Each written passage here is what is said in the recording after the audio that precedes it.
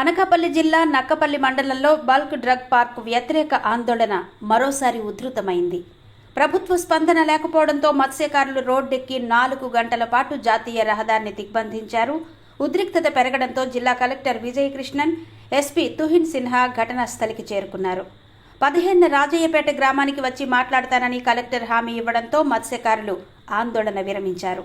Bulk drug పార్కును వెంటనే రద్దు చేయాలని మత్స్యకారులు డిమాండ్ చేశారు. ఉదయం గ్రామంలో నిరసన తెలిపి మధ్యాహ్నం పెద్ద సంఖ్యలో నక్కపల్లికి బయలుదేరారు. పోలీసులు అడ్డుకోవడానికి ప్రయత్నించిన మత్స్యకారులు బెదరకుండా కోల్కతా చెన్నై 16వ నెంబర్ జాతీయ రహదారిపై బైఠాయించారు. బల్క్ డ్రగ్ రద్దు చేయాలి, సెక్షన్ 30 ఎత్తివేయాలి అంటూ నినాదాలు చేశారు. సిపిఎం నాయకులు జి కోటేశ్వరరావు, ఎం అప్పలరాజు, వైసీపీ అధినేత వీసం రామకృష్ణ, బీసీవై అధినేత రామచంద్ర యాదవ్లపై నిర్బంధాన్ని ఎత్తివేయాలంటూ వారికి సంఘీభావం తెలిపారు. చివరకు కలెక్టర్ విజయకృష్ణన్, ఎస్పీ తుహిన్ సిన్హా ప్రజలతో మాట్లాడి సమస్య పరిష్కారం కోసం హామీ ఇచ్చారు. సిపిఎం, వైసీపీ నేతలు బల్క్ డ్రగ్ పార్కును రద్దు చేయాలని, ప్రజలపై జరిగిన నిర్బంధ చర్యలను ఖండించారు.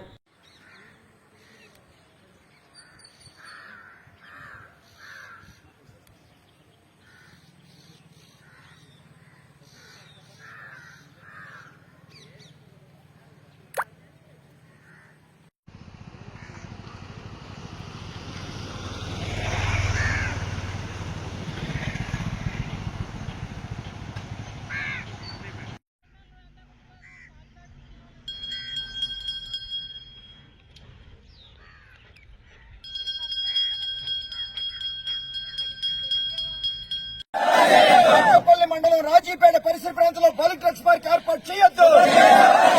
బల్క్ డ్రగ్స్ పార్క్ ఏర్పాటు చేసి మా ప్రాణాలు తీయొద్దు. బల్క్ డ్రగ్స్ పార్క్ ఏర్పాటు చేసి మా ఉపాధిని దెబ్బ తీయొద్దు. బల్క్ డ్రగ్స్ పార్క్ ఏర్పాటు చేసి మా ప్రాణాలు తీయొద్దు.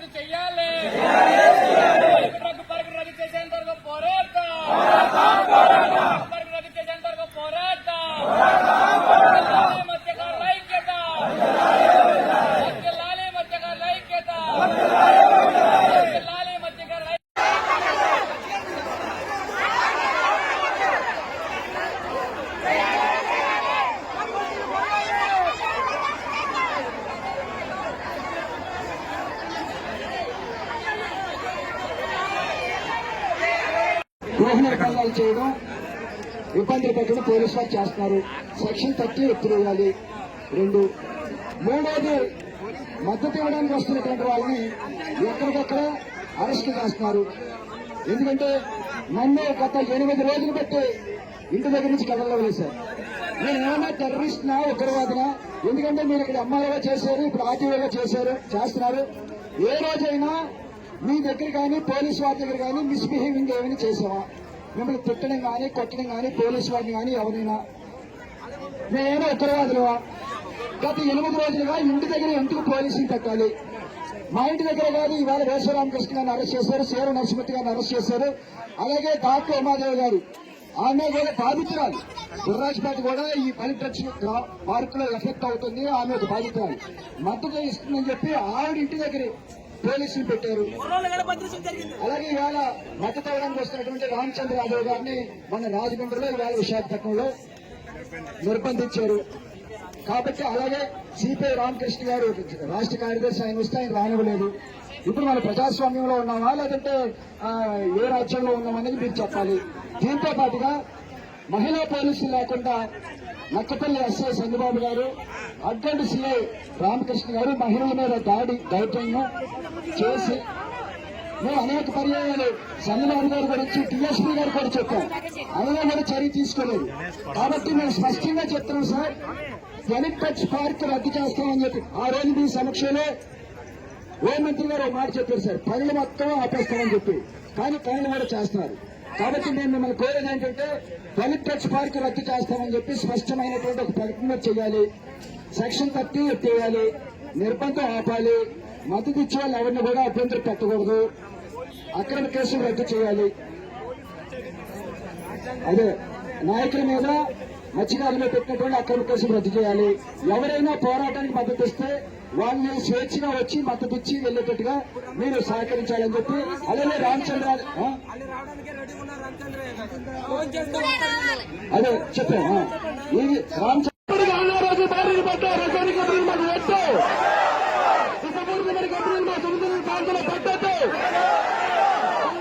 రద్దు చేయాలి, పోరాడతాం, రద్దు చేసే వరకు పోరాడతాం, రద్దు చేయాలి, బాండ్రా కంపెనీ రద్దు చేయాలి. అప్పలరాజు ఆయన ఇంటి చుట్టూరు పోలీసులు బంధించేశారు. మాకు న్యాయం చేసే వాళ్ళు దేవుడు కాపాడలేదు.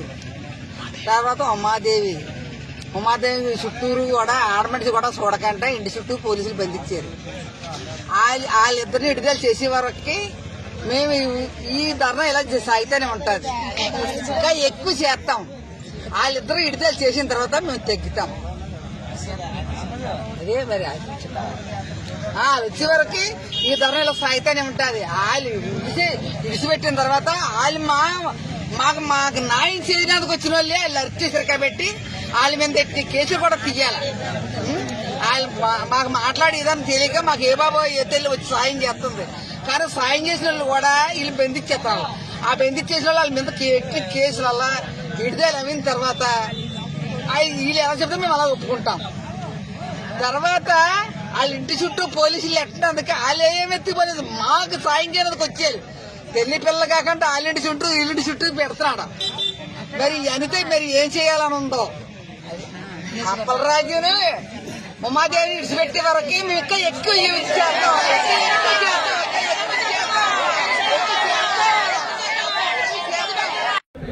మీరు ఇక్కడికి వచ్చి మీ సమస్యలు బాగున్నాయా మీరు అడుగుతారమ్మా. ఎక్కడన్నా మీరు సంబంధించిన జిల్లాలో జరుగుతుంది, వాళ్ళు బాగా తెలుసుకునే బాధ్యత, మిమ్మల్ని బాగా చూడడం మా బాధ్యత మీరు అన్నారమ్మా.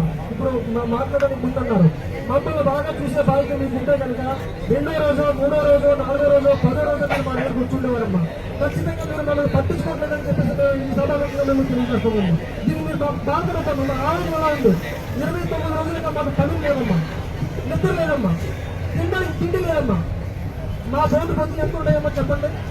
10,000 20,000 ఉంటాయమ్మా మా దగ్గర. అంటే కంప్లీట్ లక్షల కోట్లు ఉండదమ్మా మా దగ్గర. 10,000 రూపాయలు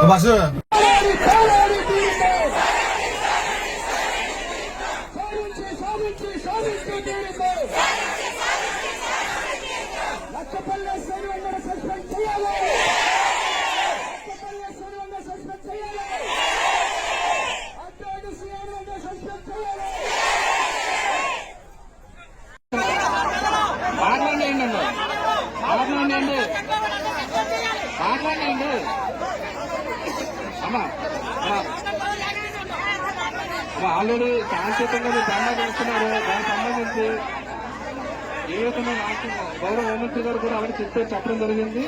కమిటీ వేసుకోమని చెప్పారు. ఇప్పుడు కమిటీ వేసుకొని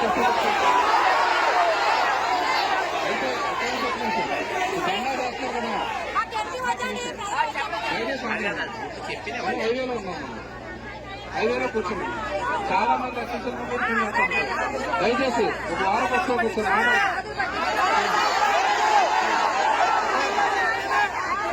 అమ్మా ఇది హైవే అమ్మా. ఇది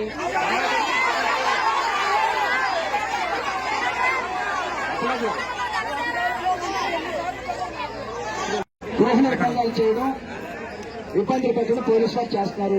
సెక్షన్ 30 ఎత్తివేయాలి. 2 మూడోది మద్దతు ఇవ్వడానికి వస్తున్నటువంటి వాళ్ళని ఎక్కడికక్కడ అరెస్ట్ చేస్తున్నారు. ఎందుకంటే నన్ను గత 8 రోజులు బట్టి ఇంటి దగ్గర నుంచి కథల్లో వేశారు. నేను ఏమన్నా టెర్రరిస్ట్ నా ఉగ్రవాదినా? ఎందుకంటే మీరు ఇక్కడ ఎంఆర్ఓగా చేశారు, ఇప్పుడు ఆర్టీఓగా చేస్తున్నారు. ఏ రోజైనా మీ దగ్గర కానీ పోలీసు వారి దగ్గర కానీ మిస్బిహేవింగ్ ఏమైనా చేసావా? మిమ్మల్ని తిట్టడం కానీ కొట్టడం కానీ పోలీసు వారిని కానీ ఎవరైనా? నేనేమో ఉగ్రవాదులవా? గత 8 రోజులుగా ఇంటి దగ్గర ఎందుకు పోలీసులు పెట్టాలి? మా ఇంటి దగ్గర కాదు, ఈవేళ వేశ్వరామకృష్ణ గారిని అరెస్ట్ చేశారు, సేర నరసింహతి గారిని అరెస్ట్ చేశారు. అలాగే డాక్టర్ ఉమాదేవి గారు, ఆమె కూడా బాధితురాలు. గుర్రాజ్పేట కూడా ఈ పరిరక్షణ పార్కులో ఎఫెక్ట్ అవుతుంది, ఆమె ఒక బాధితురాలు. మద్దతు ఇస్తుందని చెప్పి ఆవిడ ఇంటి దగ్గర పోలీసులు పెట్టారు. అలాగే ఇవాళ మద్దతు ఇవ్వడానికి వస్తున్నటువంటి రామచంద్ర యాదవ్ గారిని మన రాజమండ్రిలో, ఇవాళ విశాఖపట్నంలో నిర్బంధించారు. కాబట్టి అలాగే సిపిఐ రామకృష్ణ గారు రాష్ట్ర కార్యదర్శి, ఆయన వస్తే ఆయన రానివ్వలేదు. ఇప్పుడు ఇక్కడికి తీసుకొచ్చి కలెక్టర్ వారికి రద్దు చేస్తామని ప్రకటించే వరకు ఈ పోరాటం కొనసాగుతుంది. సమస్య మీ చేతిలో ఉంది, మీరే నిర్ణయం తీసుకోవాలని డిఎస్పీ గారికి, తహసీల్దార్ గారికి విజ్ఞప్తి చేస్తూ ఉన్నాం. భవిష్యత్తు పరిణామాలకు మీరే బాధ్యులవుతారు. భవిష్యత్తు పరిణామాలకు మీరే 10,000, 20,000 ఉంటాయన్న మా దగ్గర. సింపుల్ గా లక్షల కోట్లు ఉండవు మా దగ్గర. 10,000 రూపాయలు ఇప్పుడు 20,000 తెలియదు కాదు. ఇప్పుడు కాస్ట్ కడుపులు మండిపోయి రోడ్డు మీదకి వచ్చాం. మనం కడుపులు మండిపోయి రోడ్డు మీదకి వచ్చాం. దయచేసి అర్థం చేసుకోండి.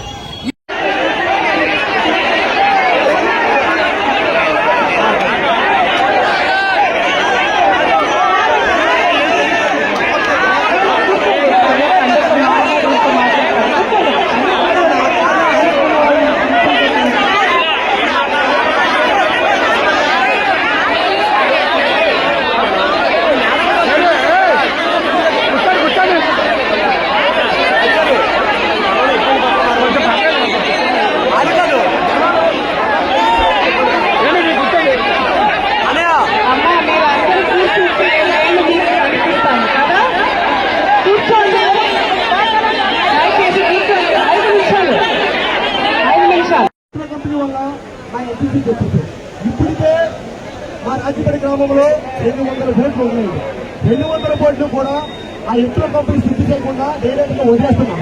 వదిలిన వాళ్ళు ఏమవుతుంది, వేటగాళ్ళందరూ వలసైపోవడం, ఈ ఊళ్ళో ఉన్న వాళ్ళు కూలిపల్లి 4 పనులు చేసుకోవడం వల్ల ఎక్కడ వచ్చేస్తారంటే అనారోగ్యాలు భారీగా పడిపోవడం. వాళ్ళు అప్పులు చేసుకొని ఆరోగ్యాలు బాగు చేసుకున్నప్పుడు కష్టపడుతుంటే తీవ్రమైన స్థితిలో ఇంట్లో ఉండి బాధపడుతూ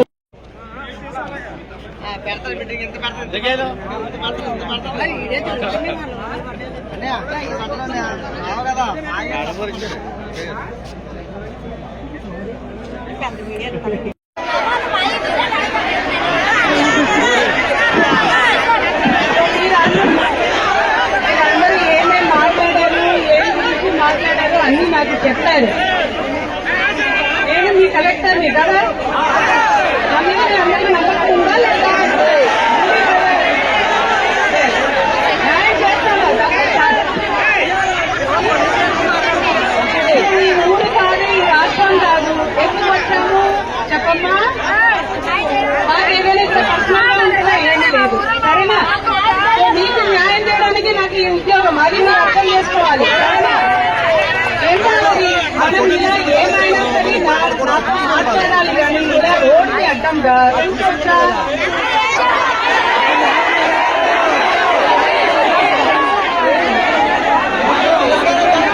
ఒక్కరోజు కూడా మీకు సంబంధించిన జిల్లాలో జరుగుతుంది.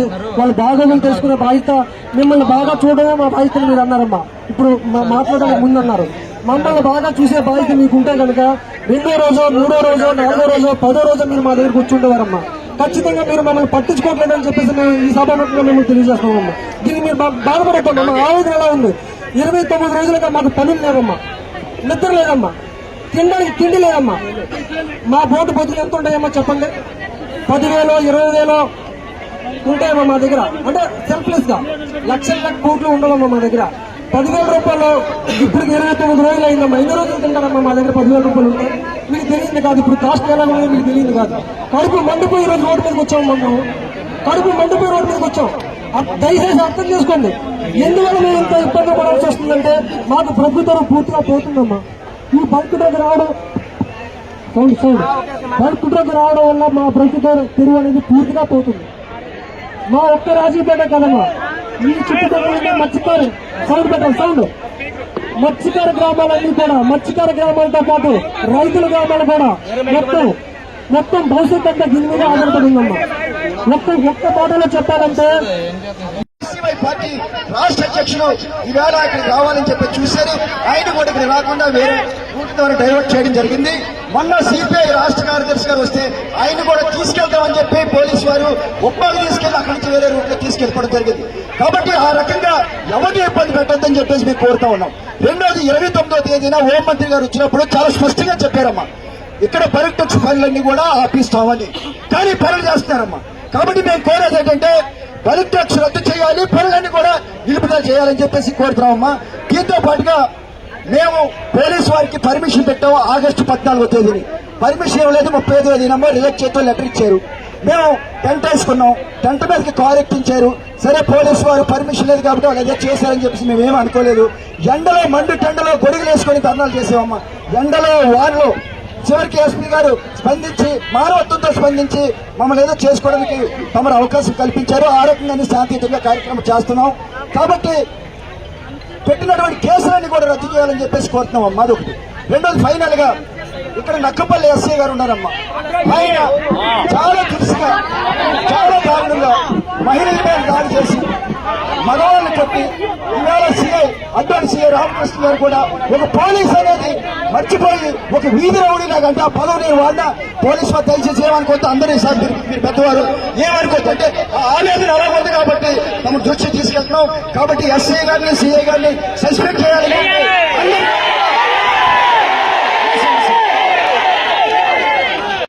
మీ ఊరికి వస్తాము, మీటింగ్ పెడతాము, ఓకేనా?